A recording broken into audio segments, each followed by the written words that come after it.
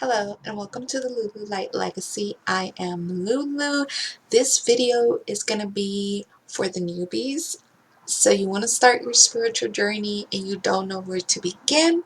This is going to be a no BS, no sugarcoating, beginner friendly, kind of like a spiritual guide to guide you guys where to begin in your journey. I've had a couple of people reach out to me asking me to direct them in the right direction when it comes to beginning their spiritual journey. So I decided to put this video together for you guys.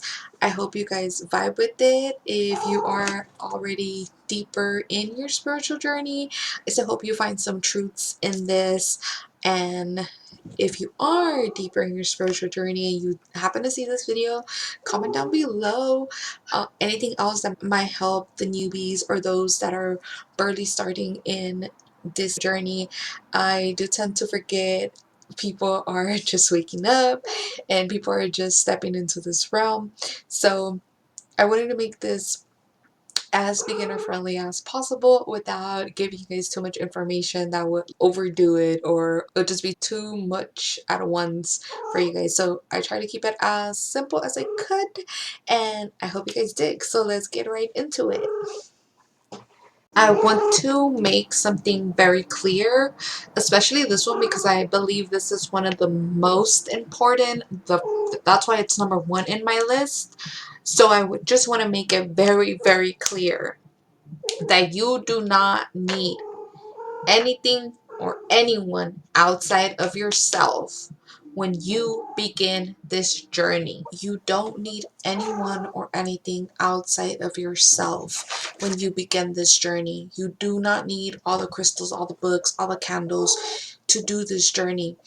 That is things that help you amplify your magic, tools that help you amplify your magic, but they are not required.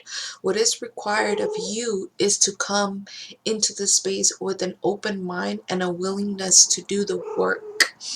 The spiritual journey is a lot of self-undoing, a lot of reclaiming, and a lot of reteaching yourself. A lot of rewiring of the brain occurs through this journey. It's not the easy journey, and I want to make that clear off the bat. It's not all rainbows and butterflies, but it's totally, totally worth it. The work that you put in gets rewarded tenfold. The work that you do is not only for yourself, it's for your descendants, it's for your ancestors. That is the first topic I want to touch on. You don't need anything or anyone outside of yourself. The best thing you could do is spend time with yourself, understand yourself, get to know yourself, get to see the patterns within yourself and why certain things trigger you and why certain things make you feel a certain way. What lights up your soul? What are the things that call you, that come so naturally and so easily to you? It's very important that you have a clear idea as to why you want to enter this spiritual path and what it means to you on a personal level. Outside of what the world tells you and outside of what these teachers or gurus or whatever, whoever you look up to, outside of what they are trying to tell you, you need to establish something that is your own profound understanding. So the best thing you could do is spend time with yourself. I will recommend during the spiritual journey, because a lot of it is, it's like you're a scientist. A lot of it is seeing the patterns, seeing the symbolism, seeing the synchronicities. So I would recommend getting a journal specifically for your spiritual journey, specifically where you could commune with yourself and spend time with yourself, understanding these different parts of yourself, because that's what the spiritual journey does. It highlights different things about ourselves. It makes us aware of different traumas, of different mentalities, even like our traits that make us this beautiful being that we are and our gifts. It highlights that through this journey of understanding, through this journey of trying to understand yourself. So the first step in your spiritual journey is spending time with yourself, knowing that you don't need anyone or anything outside of yourself. If you guys see me looking down, it's because I wrote a couple of points that I want to hit through this video. I was gonna make it into an ebook, but I don't want to be one of those persons that just sell an ebook, and I also know that a lot of people tend to grasp the information better when it's verbal. You could just hear this video while you're doing other things, and the information is seeking instead of you just sitting there and reading the information. I do apologize for my cat. Okay, so second thing I want to hit on, your intuition is gonna be your best friend through this journey. So that's why it's important to spend time with yourself too, so you could actually understand and begin to recognize that voice that is your intuition, that gut feeling that is your intuition, that energy that is your intuition. A big part of it all is self-reflecting.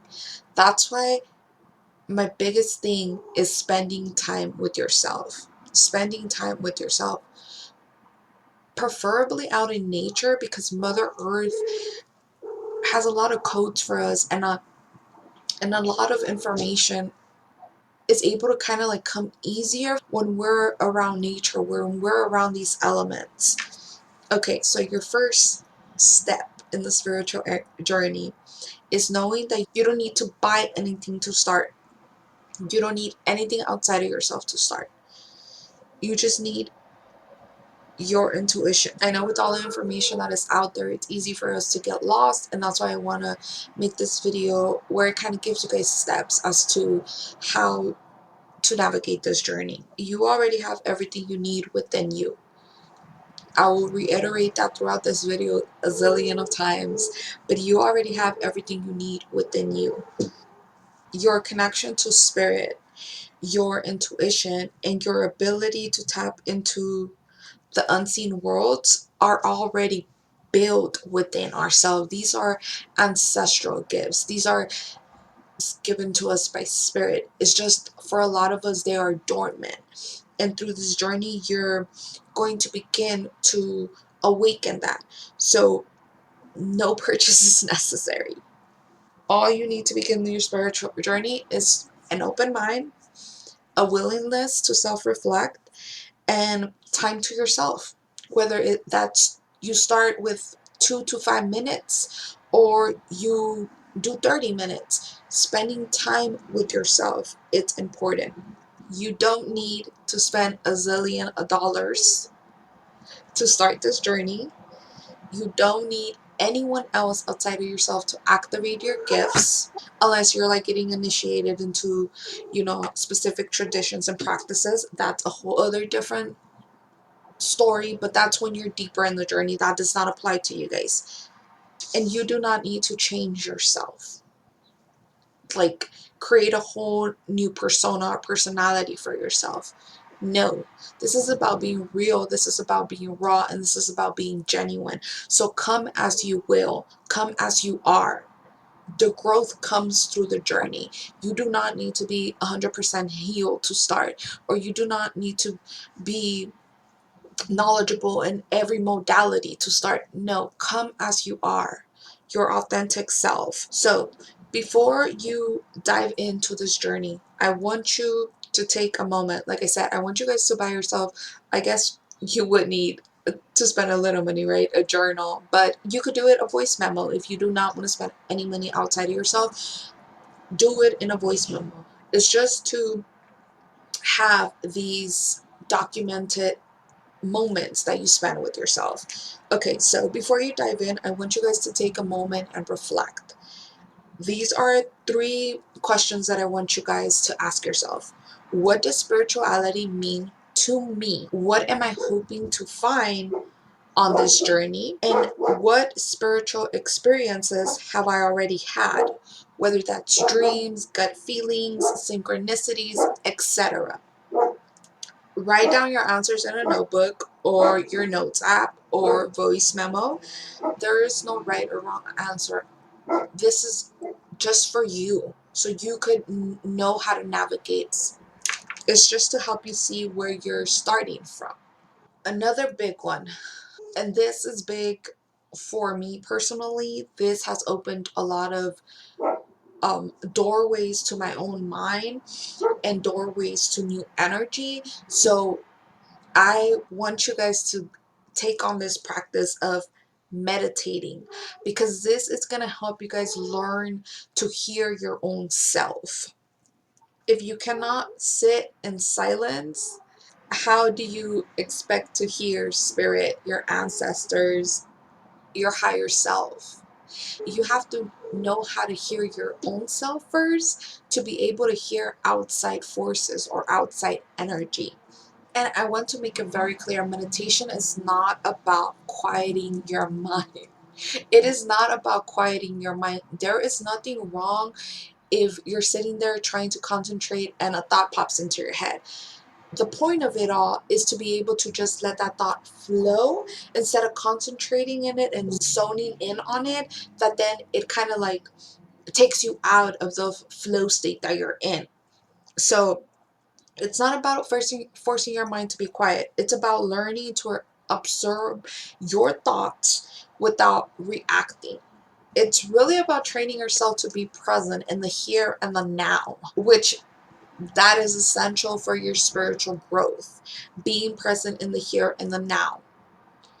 People tend to get lost in the spiritual journey, trying to always achieve higher ranks, trying to go to the 5D, that we forget that we are still living in a 3D environment. We are still living in a 3D world. Do we expect to obtain higher knowledge or elevate in our journey if we want to detach ourselves so badly from our own reality and the physical world? You are part of it. You are here in planet Earth. I know a lot of people say, well, I can't meditate because my mind won't stop thinking. Your mind is supposed to think. The goal isn't to stop your thoughts, it's to watch them without attachment. And that's another big thing that you're going to learn through your journey. Learning how to detach. You don't have to meditate for hours. Like I said, you could begin with 2 to 5 minutes, and the more better you get at it, the more easier it becomes, then you can increase your time. But 2 to 5 minutes a day, it's going to shift your energy. Believe me, it will shift your energy.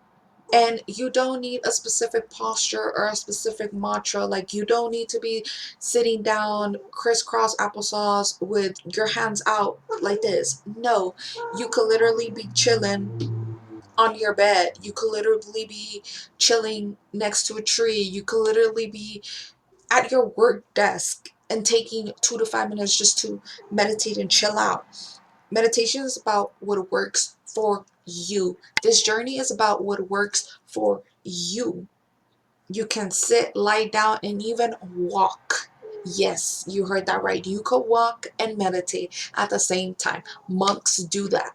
They pay attention to their steps when they're walking, and that kind of makes them go into a state of flow, because they're just meditating on the way the ground feels under their feet, on how their body is reacting when it hits the floor. Like, they're in syncing while they're walking. There's also different meditation styles. So what works for you is not going to work for the next person. I want you guys to find what works for you, to make this journey enjoyable, to make you want to continue it, to make you want to see the growth within yourself. These are some of the different meditations that you could do. Of course, you could dive into this even more and find other modalities that would help you, but some of the basic ones that I want to tell you in this video are, the first one is breath work. So breath work meditation, where you're focused on deep breathing to calm your mind. There's also guided visualization for those that would like to use imagery to connect with spiritual energy. There's also mindful meditation, where you're observing your thoughts without judgment. And then there's mantra meditations where you're kind of like repeating a word or a phrase to focus your mind. All different types of meditations. Find what works for you. So this is your homework. 5 minutes of grounding meditation. Find a quiet space, close your eyes, take a deep breath in through your nose, hold for 3 seconds, exhale slowly through your mouth, focus on the air filling your lungs, feel the weight of your body against the floor or chair. If a thought pops up, acknowledge it. Then let it go like a cloud passing in the sky. Repeat for 5 minutes. So repeat the constant breathing flow state. Okay. So step 3. Remember, this is me speaking from personal experience. So it could be a little different for you. I just want to put this information out there for those that need it. Take it how you want to. Like I always say with readings, take what resonates, leave what doesn't. Do as you will with this information. Connecting with your ancestors is the first thing you should be doing outside of trying to connect to deities and other gods.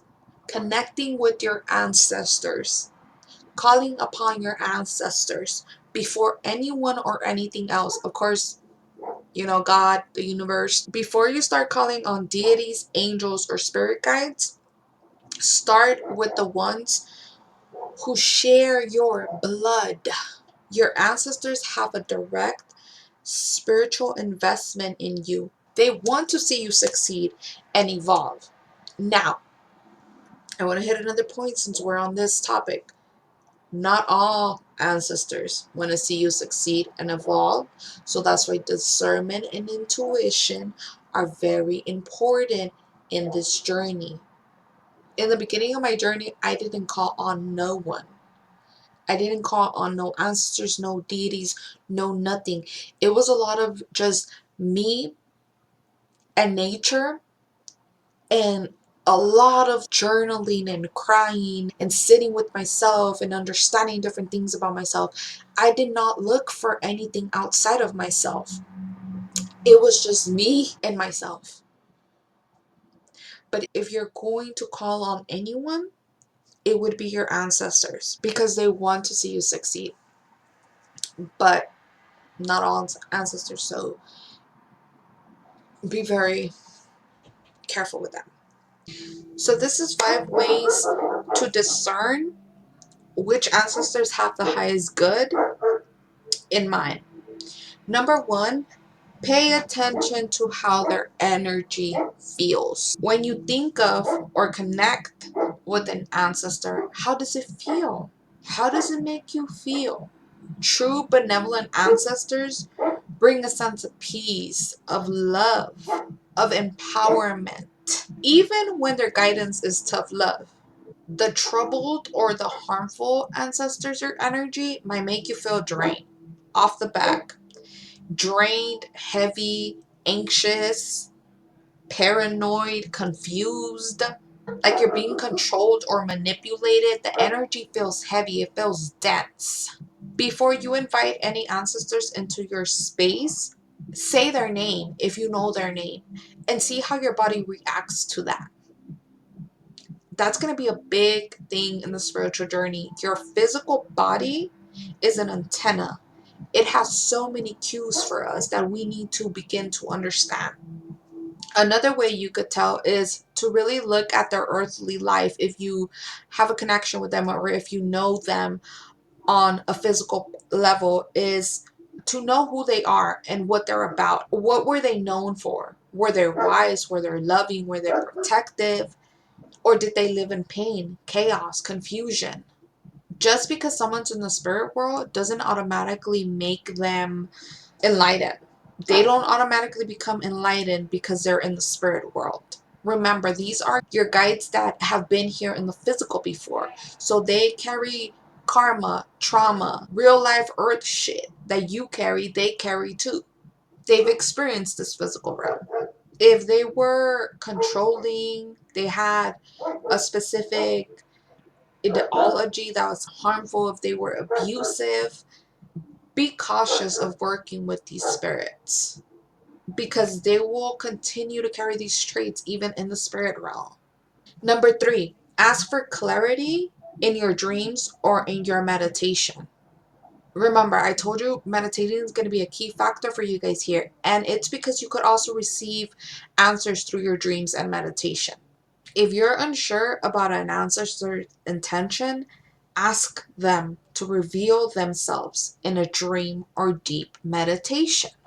You do not have to work with everyone that presents themselves to you. You are able to set boundaries with your ancestors, with spirit guides, and with deities. You do not have to work with everyone that presents themselves to you. So before you go to bed, say something around these lines. Ancestors of my highest good, I welcome your guidance. Any spirit that does not align with my well-being is not permitted into this space. I say this whenever I'm about to do a reading, whenever I'm chilling with my ancestors, like whenever I'm about to open a portal, I say this because no low vibrational energy is welcomed in my space, especially if I'm about to open a portal. And doing readings, doing any kind of spiritual work is opening a portal. So pay attention to how they show up. If they appear calm, supportive, or offer wisdom, they're likely a trusted guide. If they appear angry, distant, or you wake up feeling uneasy, that's a red flag. Another thing that I want to emphasize is keeping a dream journal. That's going to unlock a lot of things for you guys. I've had a dream journal since 2018 when I started going hard on my spiritual journey. I've really been in it since like around 2015, but 2018 was where it just, my gifts, everything just, it just popped. Keeping a dream journal is going to help you track a lot of the messages that your ancestors are delivering to you and a lot of messages and codes that your dreams are revealing to you. Number 4, watch for patterns in your life after connecting with them. So did things start feeling lighter and more aligned, or did things start feeling chaotic and draining and you started getting bad luck? Ancestors for your highest good will uplift you. Troubled ancestors carry that unresolved karma. So it affects you when you invite them in. If things keep going wrong after working with a certain ancestor, I'm going to need you to cut them ties. I'm going to need you to lay them suckers to rest and redirect your energy towards other guides, baby. And number 5, like I hit on it, setting boundaries because you are in control. Your spiritual space is sacred. Not every ancestor is entitled to that space. The same way not every human is entitled to that space. Not everyone should have access to you, whether it's in a spiritual form or in a physical form. You can choose who you work with. I want to make that very clear. You can choose who you work with. So how to set boundaries. Stated very clearly. And here is an example. I only welcome ancestors who have my highest good in mind. Any ancestors with unresolved harm, negativity, or low vibrational energy is not allowed in my space. Use your spiritual protection, burn them herbs, rosemary, mugwort, bay leaves. Place a glass of water on your altar to absorb any negative energies, or wear those protective charms and reaffirm your authority, which this is not only about working with ancestors. You should be reaffirming your authority all the motherfucking time, especially living in this 3D world, because everything be trying to take our sovereignty. So declare, I am sovereign in my energy. No spirit, seen or unseen, may influence me without my permission. So let's say you do start your journey, and for some reason there's an energy in your field that makes you feel all these not so good feelings. How do we get rid of them? How do we get rid of them? What do we do? Cut that cord. Cut that motherfucking cord. Like literally, imagine a cord connecting both of you and that ancestor, and visualize yourself cutting it with a golden blade. Just cut that shit. Cleanse your space, smoke cleansing, spiritual baths, salt and iron, nails near your bed. That could really disrupt the negative energies. Even a bowl of water under your bed or by your bed could help with the negative energies. Redirect energy to higher vibrational ancestors. So instead of just blocking, ask for the presence of a stronger or a wiser ancestor to step forward and guide you. And that's just a little bit of how you could discern who is there for your greatest good and who is not. So ways to connect with your ancestors. That does not require you to have an actual altar, because I know a lot of us, when we first begin this journey, we might be around people that see all this as woo woo, or we're not able to really have a place for our ancestors. Whatever the case may be, you do not need an altar to begin your connection with your ancestors. That's my point here. Also, you literally could just talk to them like they're your homies. Of course, always with respect, but what I mean is, like, you could just talk out loud to them like you're having a conversation with them. I do this all the time. And I might look crazy talking to myself, but I'm not talking to myself. I'm talking to my ancestors. So speak to them out loud. Whether that's prayer, whether that's like giving them gratitude, or just having a simple ass conversation about your day. I do a lot of this. I make sure I like take my coffee or my tea with them in the morning. When I used to roll weed, I used to roll up a blunt and smoke with them by my altar. And I'll just sit there and have a conversation with them, like what I'm feeling, what I'm going through, what I'm thinking, how my life is going. I know they see a lot of it already, but it's just nice to be able to express that to them. It's just nice. And I tell you not, a lot of the times, oh, I'm getting goosebumps right now. A lot of the times the conversations ended with me just like crying and just releasing so much. And you might say, well, no one's talking back to you. You don't hear anything. At the beginning, you don't. Now I hear them. But in the beginning, you might not hear them. You might just feel something, or they might try to communicate with you through a song or through a synchronicity.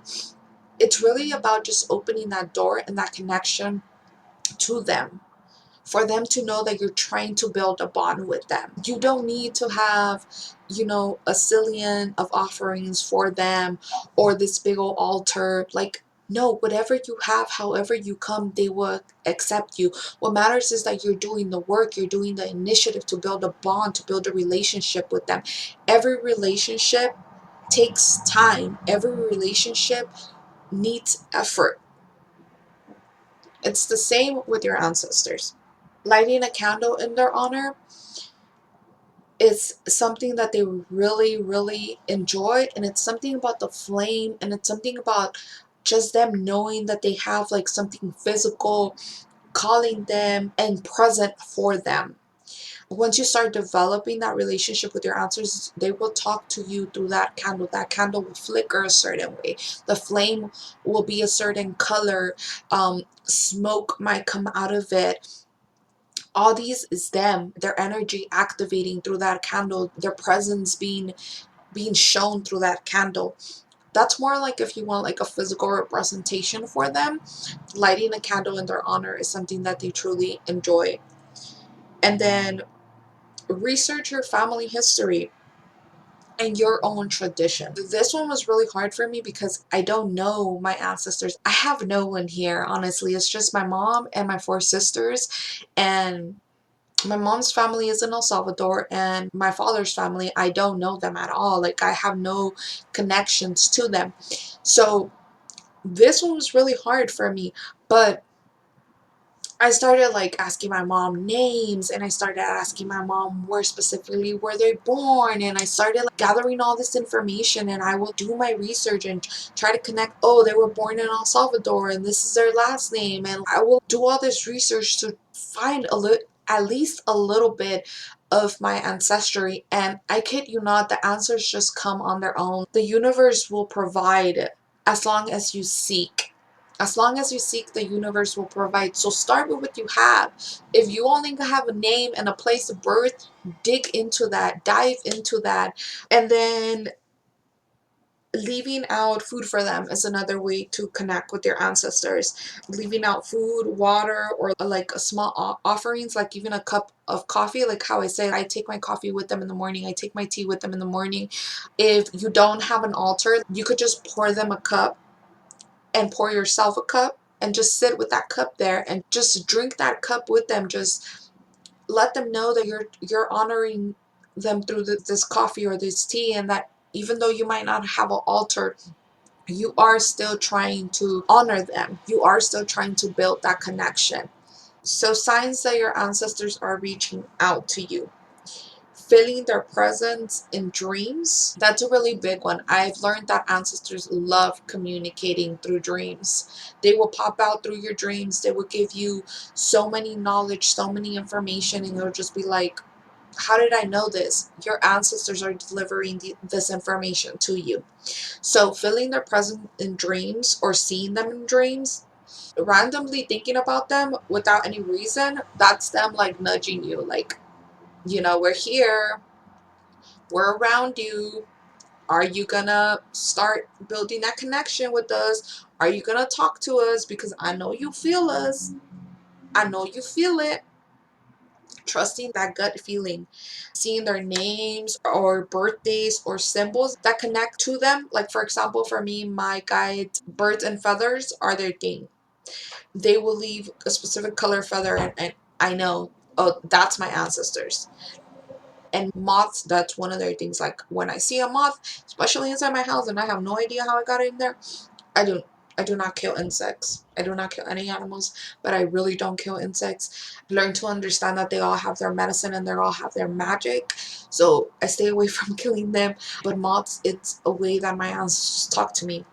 It's just when I see one, I know they're present, they're here, and they're trying to communicate something to me. So I need to tap in and I need to be aware of this.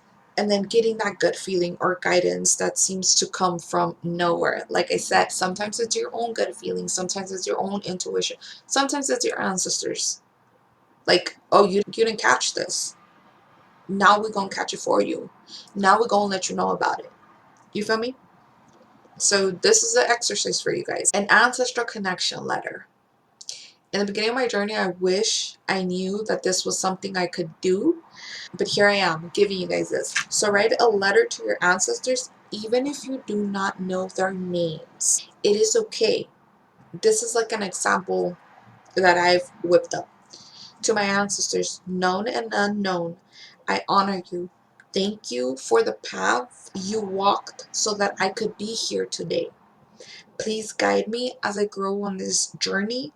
I welcome your wisdom and protection. Once you're done writing your letter to your ancestors, you're gonna burn it or keep it on your altar. Or if you do not want to write it down, just say it out loud. But writing things down holds a lot of intention. So I would recommend you writing it down. The intention is what matters, so whatever floats your boat, you do what floats your boat. But there you go. Okay, point number 4, shadow work. The part that most people don't want to talk about, and the part that most people don't even do. And it's one of the most important things that you should be doing when you begin this journey. Shadow work isn't just writing what are my triggers in the journal and calling it a day. It's about facing the parts of yourself that you've suppressed or denied or been conditioned to believe. A lot of it is conditioning. A lot of it is rewiring of the brain. Like I said in the beginning of this video, and I reiterate, a lot of it is rewiring of the brain because we've conditioned to believe so many things that are not even true to us. But we accept them because this is what society, this is what our family, this is what school, this is what our jobs have told us. So we accept them. That doesn't mean that is who you are. And that is what spirituality is all about, the undoing of oneself to discover who and what you really are, who and what you really want to bring into this world, the type of energy that you want to bring into this world. Discovering what is not yours, what energy is not yours, and letting that shit go. Because you do not need to carry weight that is not yours. You do not need to be feeling heavier than you need to over things that no longer resonate with you, no longer fill you up, no longer make you happy, are only causing more suffering, more hurt. It's hard as to reprogram your mind. It's hard as heck to let go of beliefs that are so indoctrinated within you, because it's like you're losing a piece of yourself. I totally understand. I get it. It's hard, but it's not impossible. And through this journey, it is something you must do. It is something you must do to find the growth and to find the understanding within your own self. Your shadow is the unhealed parts of you, the childhood wounds, the defense mechanisms that we have, the beliefs you inherited from people who weren't even healed themselves. All of this is the shadow, and there's nothing wrong with the shadow. I always like to say the shadow is just the pieces of us that are screaming for us to love them, that are screaming for us to shed some light in them so we could understand them and work with them and encompass ourselves fully. Shadow work looks like you recognizing patterns in your relationships. Why do you attract the same toxic dynamics? Sitting with uncomfortable emotions instead of avoiding them, which that's a hard one for a lot of us. Taking accountability for your own toxic traits, because we all play a part in our journey. We all play a part in how things develop. So the spiritual journey, a lot of it is taking accountability for who the fuck you are and the bullshit that you've done. Learning how your past shapes your present behaviors. That is a big one. That is a huge one, because it's not about living in the past. It's about learning from the past and applying that knowledge to the present. It's not about living in the past. So shadow work, it's not a quick journaling prompt that fixes you overnight. Nothing in the spiritual journey is going to fix you overnight. Nothing. No one could fix you overnight. No one could fix your problems overnight. I want to make that very clear. No goddamn spell is going to fix you overnight, no matter how much money you invest and pay. It's a process, it's a journey, it's growth, and it takes time. It takes time. Everything good in life takes time. It takes patience. It takes investing your energy into it. Shadow work is not an excuse to stay in victimhood, and that's one thing shadow work is going to do. It's going to take you out of that victimhood mentality that a lot of us have had for a long time. Oh, the universe is attacking me. Oh, everybody and their mama is attacking me. What are you doing? Because the universe is a reflection of our energy. So what energy are you spewing? What energy are you putting out? The universe is going to give you what you are giving. It starts with you. It always starts with you. It's so easy for us to blame others for tragic things in our life. You have to take accountability. And when I mean taking accountability, because I know some of us have experienced traumatic situations in our life, me included. And not to get too deep into my life, because that's not what this video is about, but most Hispanic families have experienced some form of in their lineage. And I'm saying Hispanic families because these are the people I've been around, and it's just the pattern that I've seen. And I could easily say, well, It's just something that happens. It's just something that is. Experiencing this, I could have easily just been like, well, the universe hates me and I'm the worst person because I've experienced this, and I could have just beat myself up and gone down a dark hole and could have used substance to numb the pain. But instead, I sat my ass down and sat with this feeling that I had within me and this rage that I had within me, and tried to understand a lot of the things that I was feeling because of this, and really just undo myself. Really just really just find my part to play in all of it. That's how simple I could put it. What was my part to play in all of it? And understanding that I can't control anyone or anything. I could only control myself. And if I don't give this life and I don't give this my energy, it can no longer affect me. It can no longer hurt me. And I could use the experience to my advantage. As crazy as that sounds, I could use the experience for my growth. So these are shadow work basics. Remember, this is all just really basic things, so you guys could be able to start without really feeling overwhelmed. So number one, identify a trigger. What situations make you emotional, reactive, or defensive? Identify a trigger. Number two, ask yourself why. Keep asking, why does this bother me? Until you hit the root cause. The more you dive in, the more you try to understand, the more the answers come. The more you seek, the more you will find. Sit with the emotions instead of pushing it away. You have to be real with yourself. You have to be raw with yourself. You have to allow these emotions, which is energy and motion, to flow out of you, so you don't keep all that trapped.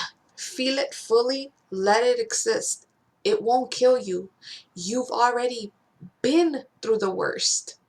You've already experienced the worst. This is just you reflecting on it all. And reframe it. Ask yourself, what is this teaching me? Try to find the lesson and the blessing in everything that happens in your life, no matter how tragic and hard it is. And the example that I gave you guys about SA, my lesson, my blessing that I found in it is that no matter how much the world tried to beat me up, I'm one badass motherfucker, and I will always get up. And this heart is always going to be strong, and it's always going to be a heart of gold.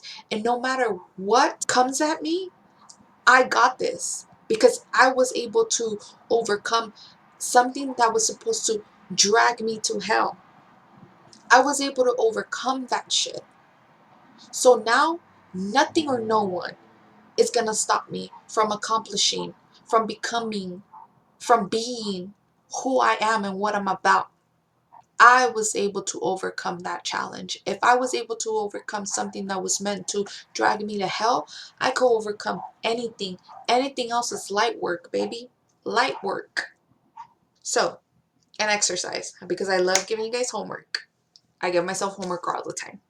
Unpacking a trigger. Think about the last time you were triggered and write it out. What happened? How did you feel? Where do you think this feeling comes from? What belief about yourself is attached to this? A great one. How can I start to heal this belief? Okay, number 5. I think we have 8. Number 5, signs, synchronicities, and discernment. Understanding spiritual signs and knowing how to read them is going to be something big in your journey as well. Also want to hit on, not everything is a sign. So that's why discernment is important. Intuition is important, because not everything is a sign. You know? Okay. Signs from the universe, ancestors, or spirit guides are real. Hella real. But not everything is a message. Learn to discern between meaningful signs and random coincidences, which Nothing is a coincidence. So let me reiterate that. Learn to discern what is a sign. And sometimes it's just that we want everything to be a sign. We try so hard to make everything a sign. Waiting for the clock to turn 333 doesn't mean that was your sign, baby. You just sat there and waited for it. That's not how it works. That's what I'm trying to get at. So here is how you could kind of break down what is actually a sign and what is just, I guess, overthinking. Overthinking would be the right word. What is spirit actually communicating to you when you don't have to force that shit? When it just makes sense, you just feel it, you just understand it, you don't have to force it. It comes kind of natural. That is how you know spirit is communicating to you. If it clicks instantly, this is a rule of thumb. If it clicks instantly without mental gymnastics, without you having to do all these loops within your head to figure out if it is, if it isn't, then it's real. Another one, it repeats in a way you can ignore. So, true spiritual signs don't just show up one time. I always say, if you see it more than 3 times, if you see it, hear it more than 3 times, it's a sign. You need to pay attention to that sign. It's like spirit gives us the sign one time, and it's all like, okay, we see it. Sometimes we see it, but we don't move. We don't dive deeper. We just see it. The second time, that kind of piques our interest, and it's like, oh, okay, I seen that before. That's kind of strange. That's kind of interesting. We might even look it up a little. The third time, that's your wake-up call. That's your wake-up call. If it's 3 times, baby, that's your wake-up call. That's my magic number 3. They come in patterns. Like I said, everything in this journey is patterns. You a goddamn scientist. I don't know who lied and said that spirituality and science are not one and the same, but they are. They're not separate. They're one and the same. Especially if it happens in a short period of time. If you see that sign 3 times in a short span of time, that's definitely a sign. Pay attention. The other way you can know if it's an actual sign or if it's just you overthinking, it aligns with something that you were already thinking about. Spirit likes to speak to us in confirmation, not confusion. Like, Spirit would speak to us in the language we understand. And that's why I feel like a lot of deities hold a lot of the same energy, because they showed up in a way that is digestible for us, in a way that we will understand. Example of this, I wrote down, you're debating leaving a job and suddenly you hear multiple conversations about new opportunities, people quitting or taking leaps of faith. That is your go. That is spirit. That is the universe. If the sign matches something you were already feeling or questioning, it's a message. It's a sign. If you feel it in your body, not just your mind, that's why I'm saying trust those good feelings. If you feel it in your body, not just your mind, signs don't just show up externally. They hit internally. They hit deep. If you get chills, if you feel an emotional shift, if you get that gut feeling like your gut's tightening when you hear something, when you see something, that's your intuition confirming it's a sign. Another one is it shows up in an unexpected way. So spirit moves in the world in ways that we don't plan, in ways that we can't even begin to comprehend. Let's say you're looking for guidance and then a stranger says something to you that it directly answers that guidance you were seeking without the person even knowing. Sometimes spirit talks to you through strangers and little kids. When signs come naturally, not when you're like actively searching for them. I know I implied like if you see something and it calls you and you have no idea what it means, like, look into it, dive into it. But that's if you feel like it's a sign, not just anything. So overthinking would be us looking for signs in everything. Constantly asking the universe, is this a sign? About every little thing. Like, bruh, you gotta use that discernment. You gotta use that intuition. It's like asking ChatGPT nowadays. People ask ChatGPT everything and anything. It's like we don't even know how to think without ChatGPT nowadays. It's crazy work. I've seen someone say, it's like I don't have a mind of my own because I asked ChatGPT to even write a reply to a text message.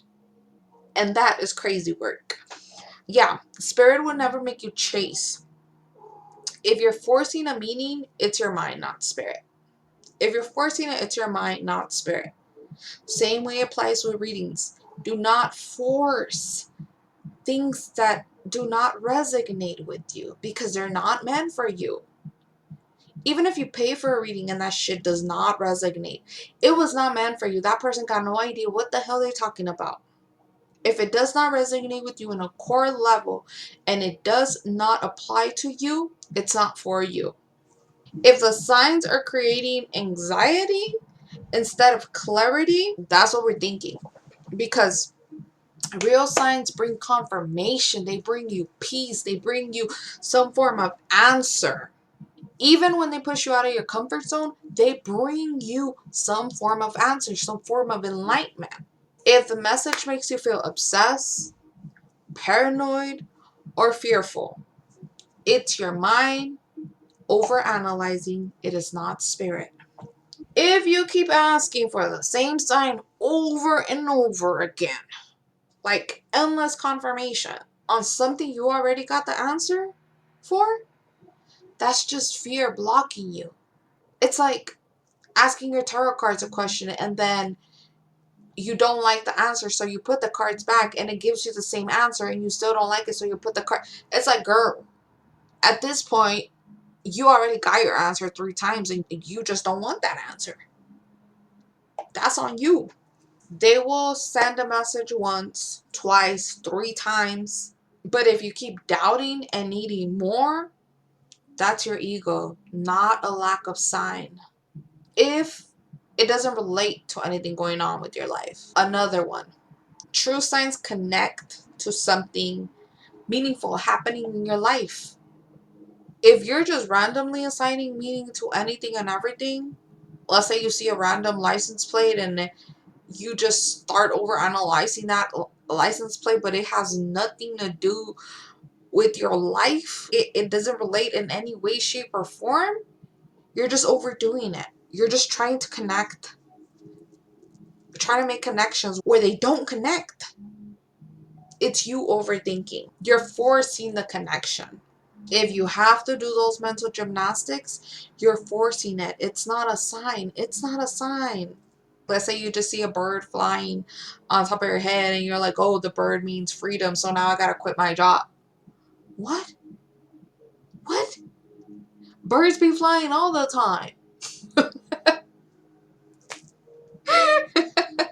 Spiritual signs make sense almost instantly. I promise you, you would know when it's a sign from spirit. They do not play games with us. They make it very clear. They make it very clear. Sometimes they do give us like words or phrases, and it's like, how does this apply? Right there, maybe you do need to do a little digging just to understand that phrase or just to understand what that word really means. But I promise you, once you do that digging, it's gonna relate. It's gonna relate. So that's how you could tell a sign from overthinking. I hope that clarifies it a little better for you guys. So common signs and a little bit of their meaning. Repeating numbers. So angel numbers, 111, 222, 333. This could be a lot of things. This could mean alignment, depending on what number you're seeing, guidance, or a wake-up call. That's why I say when it comes to angel numbers, it's very important that you're paying attention to your thoughts. What were you thinking about? How did you feel? What energy were you holding at the time? That is very, very important. That will let you know what that angel number means. And at the beginning of your journey, it's cool for you to Google. It's cool for you to try to find meaning outside of yourself. But the more you dive into your journey, the more you're going to understand your intuition, the more you're going to understand these angel numbers. And specific ones are going to be specifically for you, and you're just going to know, oh, that's what they mean. Oh, it's a yes for that. Oh, I should do this and that instead of that. Kind of feel me?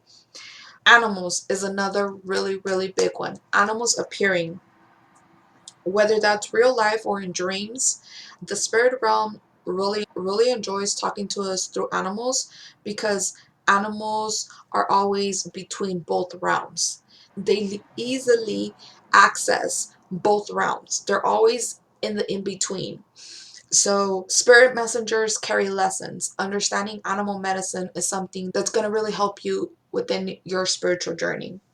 And then hearing or seeing the same message everywhere, whether that is repeating phrases, music. I I kid you not, spirit talks to you through music. Something I like to do sometimes in the morning is I tell them I'm gonna shuffle my playlist 3 times. Let me know the vibe for the day. Let me know what y'all want me to understand. Let me know what you're trying to say through the song. I shuffle my music 3 times. That song that hits, that song is the song of the day. So yes, paying attention to repeating phrases, music, or conversations, like other people's conversations. Sometimes you will hear the same word a lot of multiple times, and it's like, what are you trying to tell me? Dive into it. Look into that word. Figure it out. The answers will come if you seek them. This is what I meant. There is that danger of over relying on signs, because some people get stuck waiting for signs instead of actually taking action, and that blocks you in so many ways. The universe works with you, not for you. Remember that. The universe works with you, not for you. If you're asking for a sign and you already know the answer deep down, you're just looking for validation on that. You're just looking for validation.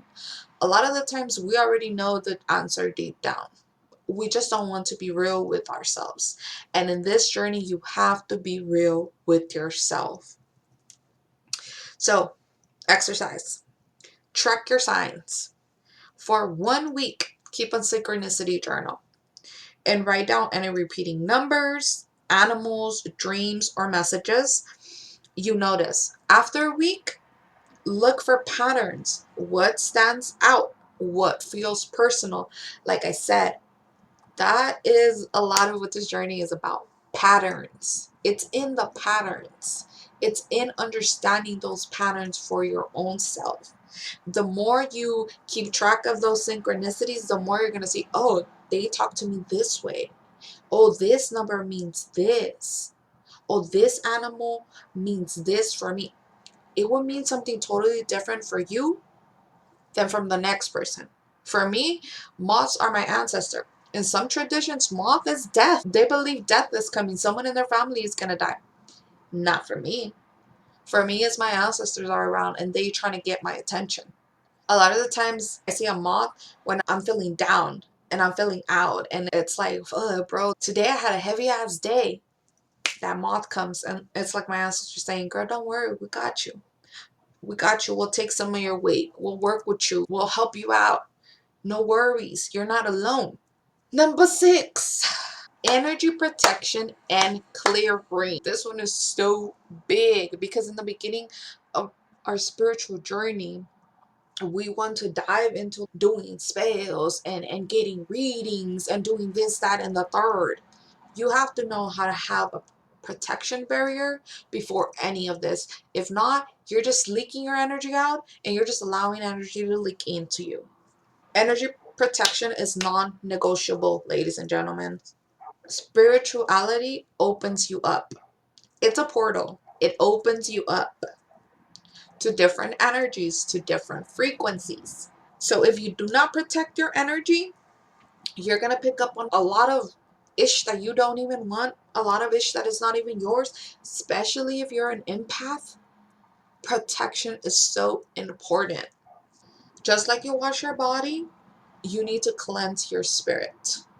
How to tell if you need an energy cleanse? If you're feeling drained after being around certain people, that's a really big one. And you're gonna slowly develop that understanding. Oh yeah, my spirit is not okay with this. Like, this is not it. That's why I stopped going to clubs and I started going to environments with like drinking and toxicity and stuff like that. It just, I just couldn't do it. Too much energy. I felt everything. And even though I had spiritual protection and I always protect myself wherever I go before I leave my house, I surround myself with the golden divine light of protection. I do not let any low vibrational energy into my space, into my aura, or into my energy. And I do this every single time. But even if you have that barrier of protection, your energy will feel things it doesn't like, places and people it doesn't like. Another one is random mood swings or feeling off for no reason, disturbing dreams, overwhelming thoughts, and constant exhaustion, being tired. That isn't just like physical. Different ways to cleanse your energy. Smoke cleansing, which I think we all know this one. I want to hit on though. White sage is a close practice and it's sacred and it's over popularized, so it's pretty much endangered. So, unless you're native or of indigenous descent, there are so many other herbs that you could use instead of sage, and sometimes sage is not even the correct herb that you should be using to cleanse your energy because sometimes your energy is heavy and sage is not going to do the job. You could use rosemary, mugwort, or cedar instead of sage if you're not indigenous or it's not your tradition or it's not your practice. Another one that is really big and it's really easy, it's a water cleanse. Aside from taking like spiritual baths with like salt, herbs, just taking a simple shower with an intention will cleanse your energy. Because remember, it's all about intention at the end of the day. Number three would be like sound cleansing, either through bells, clapping, playing high vibrational music. That could also help you cleanse your aura. And then visualization would be number four. Imagining yourself surrounded by a golden light that repels negativity, like I said. That's what I do. I visualize myself surrounded by a golden divine light of protection. Okay. How to protect your energy daily? Set boundaries. You don't have to let everyone access you. Let's make that very clear.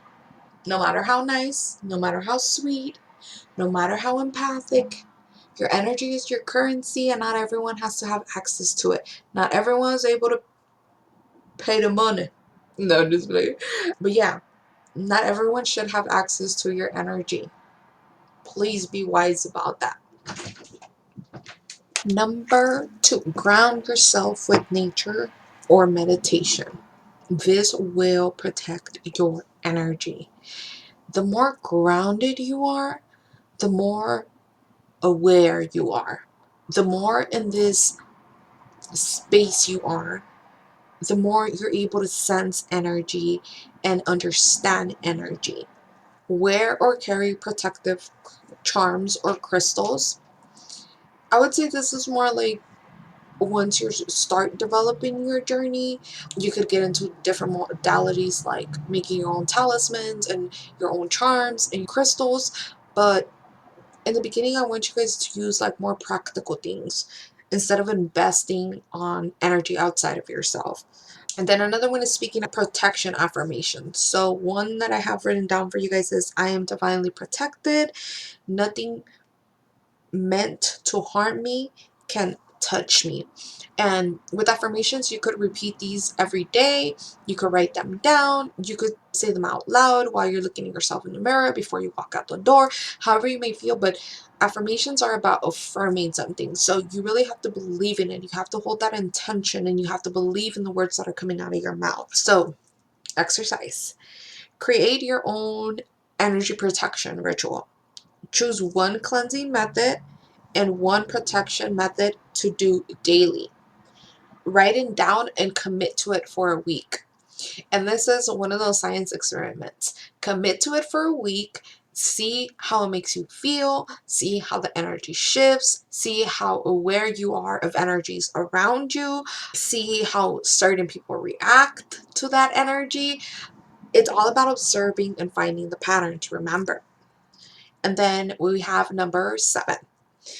Avoid spiritual pitfalls and scams. The most common spiritual scams, especially for beginners, like people will prey on beginners when they're first starting this journey because you guys want to obtain all this knowledge and people see how much you guys yearn for it and how open you guys are to receiving, that you guys sometimes don't know how to discern who's really about it and who's not, who's really genuine and who's not. So the first one, I can activate your spiritual gifts for money. No one can give you what is already inside of you. Let me reiterate that. No one could give you what is already inside of you. And all of this is already inside of you. It's just about developing it and tapping into it. Number 2, overpriced courses teaching Googleable information. Like I said, do your research. Use Google. It's cool. In the beginning of your journey, in the beginning of my journey, Google was my best friend. I would research everything and anything that crossed my path. Any word that I kept hearing, I would research it. Any modality that called me, I would research it. Research. It's important. But do not invest in these overpriced courses that are just going to reiterate to you information that you could find for yourself. I know sometimes we do not want to do the work of researching because I'm already doing this work and now I have to add work on top of work. But if you want to do this journey, it requires work. That's as simple as I could put it. Just like anything else in life, it requires some energy transfer so the universe could give back to you what you are seeking. So overpriced courses teaching Googleable information. If the information isn't personal or transformative, it's not worth the price. If they're not sharing something that changed their life or altered their life and sharing their spiritual journey with you, they just copied that from somewhere else. And you don't need to be paying for that because you can learn from your own experiences. You are your greatest teacher. Life is your greatest teacher. Number 3, the chosen complex. If someone claims that they're more enlightened than everyone else, they're not. They're not. I understand that there is levels to this shit, just like there's levels to life, just like there's levels to everything. But for someone to claim that they're more above someone else, that should be a red flag for you guys. That should be a red flag because in this spiritual journey, we understand that everyone is a reflection of us. We understand that everything is a reflection of us. So for them to act like they're superior, that's their ego speaking. That is not spirit talking. That is their ego. They're doing it for vanity. And number 4, instant manifestation gimmicks. So true manifestation is about alignment and healing, not saying affirmations on repeat. That's why I shared that affirmation with you guys. But like I said, it's all about intention. That affirmation is not going to work if you're just saying it over and over again and you're not believing in it and you're not backing it up with your actions. It's just going to be words. It's just going to be words. And you're not going to see anything change because they're just words and you don't even believe in them. And you're not even doing nothing to align yourself with that energy. Okay, so exercise. Practicing discernment. Before buying into a spiritual practice, ask yourself, is this empowering me or making me dependent on them? Does this feel aligned or does it feel like a fear-based sell? Could I find this knowledge for free with deeper research? And the answer is yes, you could always find this knowledge for free with deeper research, unless it's you initiating yourself into something that is for a specific tradition, for a specific culture, that culture and that tradition is going to have their own secrets that you're not going to find online or any books. But also, I want to make it clear that the more you develop in this journey, the more you find those gifts within you. And if a specific tradition or something in a specific culture is calling you, it's for a reason. And it means that within you, you already have the answers. So you already have the knowledge. And number 8, building a daily spiritual practice. This is fundamental. Fundamental. Having a daily spiritual routine is fundamental to your spiritual growth. So, how to create a spiritual routine that works for you. You don't need a 3-hour morning routine to set the tone for your day. That's crazy. But what you do need is consistency, a everyday thing. Spirituality is practice, not performance. And I like to say this, your whole life should reflect your spirituality. So everything you do, you should be doing it in a spiritual sense. And what I mean by this, you could look at cleaning 2 ways. You could look at cleaning as like a dang boring ass chore that you have to do, or you could look at cleaning as, damn, I'm making my life and my environment more beautiful, so more beautiful energy could flow, and I'm cleansing all the energy and negativity that I don't want. You could use cleansing your home as cleansing your energy, as cleansing your space, as cleansing your environment, welcoming new energy in. Another one, your morning routine. You could just wake up, brush your teeth, take a shower, do your makeup, and put your outfit and go on about your day. Or you could wake up, not touch your phone first thing in the morning, give gratitude instead, do your little 2 to 5 minute meditation, write your dreams down, important, important, important. Get up, stretch a little, hop in that shower, use that shower to cleanse your energy. Get out, choose an outfit that aligns with the energy you're trying to embody. Colors, textures, layers, jewelry. And if you're a woman or a girl and doing your makeup, you could, the option just doing your goddamn makeup or doing glamour magic within your makeup. Oh, I'm putting my eyeliner, I'm winging it, having it on fleek because this is going to make my eyes like sharp to be able to detect anything and anyone that's trying to come at me. Or I'm putting my lipstick on a specific color so I could be able to speak and people could be able to understand me. And whenever I speak, this energy just flows and people just get it, and whatever I speak into existence becomes true. Your life should be a ritual. Your life should be a spiritual ritual. And it's all about mentality, it's all about perspective, it's all about perception. You have 2 options. Have a mundane, boring ass life with no magic in it, or make every day of your life with a little magic in it. And that's totally up to you and what you want out of life. But I'm going to go with the magic. I'm going to go with the magic in everything I do. Even me sitting here talking to you guys is magical. It's doing something for both of us. Okay, so example of a simple daily routine: in the morning, set an intention, quick meditation, and gratitude is going to be key. Key, key, key. In the night, reflect on your day, cleanse your energy, offer gratitude to your ancestors and to the universe for the day and how it went. Things you could do when you feel disconnected: change up your practice, switch it up, keep it spicy, keep it new, keep it fresh, keep it exciting. Change it up. Stagnation kills spiritual momentum. It sure does, because then you're not going to want to continue at it, and you're going to psych yourself out, and you're not going to want to continue at it, and you're not going to obtain what you were seeking out of it. Spend more time in nature. Nature is going to be your best friend. Nature is your best friend. It's just we're so disconnected from it. We don't understand this, but nature is a reflection of us. And she shows you all the beauty this world has to offer. So the more time you spend with her, the more spiritual truths are revealed to you. The more you understand, the deeper the connection gets, not only with yourself, but with everything and everyone, because we're all interconnected, and Mother Earth understands that with her cosmic web. And go back to basics. If everything else fails, go back to the basic things that I told you: meditation, breath work, and using your intuition. Those are going to be the 3 stepping stones in your spiritual journey. Exercise. Design your own spiritual practice.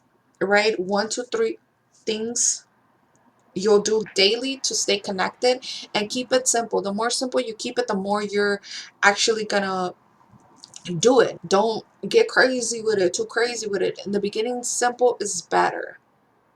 Simple is better. So that is it. Those are the 8 that I have. This is me speaking a lot from experience, from things that have worked for me in my spiritual path. It's been a while that I've been doing this, so if I think of any more, I might update this video, but I think 8 is a really solid number for you guys.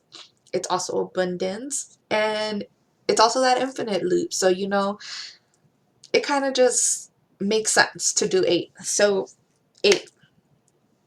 I want you guys to understand that the spiritual journey is yours and yours alone, and that no one or nothing has all the answers. And it's not about perfection. It's not about perfection. I know with social media, everything is so goddamn glamorized, and we all feel like we need to do these grand gestures to prove that we're spiritual. No, spirituality is about authenticity, not about performing, not about perfection either. And it's not about doing what everyone else is doing. This is your path. This is your journey. It looks different for everyone. For example, one example I could give you guys, for me, my upper chakras were open in the beginning of my journey. The upper ones were more open than my lower ones. And it looks backwards to a lot of people. They would think something is literally wrong with me, or I'm faking it, because they will not understand how is it that my upper chakras are more open than my lower ones when I wouldn't even work with my chakras, or when I'm just barely beginning my journey. But my upper chakras have always been more open. And that looks different for everyone. That looks different for everyone. This is your journey, and that's what I want to encompass with you guys deep and within your heart. This is your journey, and it's gonna look uniquely tailored and crafted for you. And that is okay. However that looks like, it is okay. You have to learn to trust yourself in this. That's a big key factor. Trusting yourself. Trusting yourself. Above everyone and everything, trust yourself is not going to want to get your own self hurt. So trust yourself above all. That would be my biggest take in this. Dive in, dive into it. Be curious, be open-minded, and just enjoy the journey. It doesn't have to be about this structurized to the T kind of journey. This is supposed to be fun. This is supposed to be interesting. This is supposed to open you up to so many different possibilities and realities and dimensions, that don't take it so hard. It is a big job when it comes to walking this journey, but it shouldn't always feel so heavy. It shouldn't always be centered around healing and always having to do this work. Allow your inner child to enjoy it as well. As much healing as you do, enjoy the fun parts of it as well. And I really hope this video gives you guys some clarity, or some form of stepping stone for you guys to be able to begin this journey. I am truly proud of you guys for even taking the initiative to want to learn, for even taking the initiative to listen to that little voice inside of you that is saying this path is for you. You should dive into it. I'm so proud of you because in this reality we seem like the crazy ones, and it's completely the opposite. And when you venture into this journey, you will see for yourself how beautiful and how amazing it truly is, and how beautiful and amazing the universe truly is, and how we know 1% of all the mysteries of the universe. We know nothing. We know nothing. I always say I know everything and nothing all at the same time. And yeah, I just hope this video finds those that need it the most. If you guys have any questions about anything on this video or about anything in your spiritual journey, feel free to drop a comment down below. Feel free to hit my DMs. My Instagram is the same as my YouTube channel, the Lulu Light Legacy. I'm way more on Threads than on Instagram, just because it's so much easier to type my shit and just bounce, and not having to be doom scrolling. So I do a lot of knowledge through Threads. But yeah, I'm gonna be dropping more videos like this. I specifically am gonna be dropping more videos catered to those beginning their spiritual journey, because I've had more people reach out to me about that than anything else. So look out for that. And if you guys have any topics you guys want me to cover in any of these videos, if you have any suggestions, anything your heart desires to share, feel free to share them in the comments. This is an open space for everyone. Everyone is welcomed here. I do not judge anyone. I do not care about the color of your skin. I do not care about what tradition you follow. I do not care about none of that. I see everyone as a reflection of me and as a light being, and I'm just here to shine my light, and I hope you shine your light too. I hope this encourages you to speak your truth, to be the light you want to see in the world, because that's what the world needs. We don't need no more copy and paste. We need originality. We need transparency. We need some real raw shit up in here. So I hope you guys enjoy this space. I hope you guys vibe with my energy. If you do, feel free to hit that subscribe button so you could keep up to date whenever I drop new videos.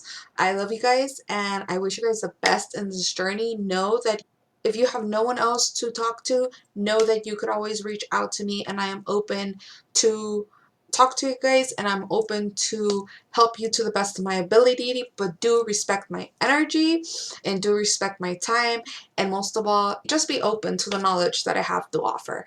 But I love you guys, and I wish you guys the best. Bye bye.